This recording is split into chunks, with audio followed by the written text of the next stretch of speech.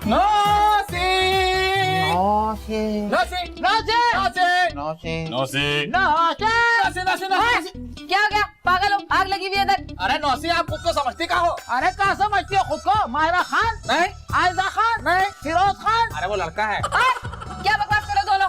अरे सही बकवास कर रहे हैं, कहाँ हमें बार बार तुम जाल में फंसा लेती हो? हाँ बिल्कुल हम ठीक कह रहे हैं। और आज से तुम्हारा और हमारा रिश्ता खत्म।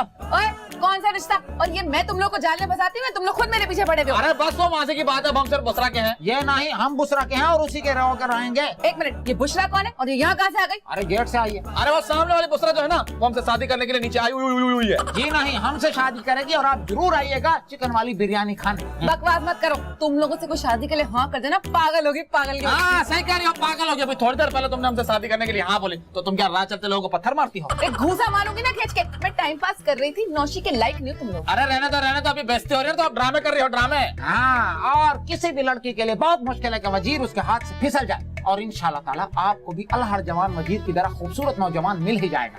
उठ उठ। ओए तू भी उठ और दफा हो जा, इससे पहले दोनों को ऊपर से नीचे फेंक दूं। अरे बैठ जाए, इतना अच्छा मौसम। चलो अब्बा काम हो गया, तोड़ देगी। जा रहे भाई, जा रहे। अरे रिश्ता रहा नहीं तो कहाँ बैठेंगे?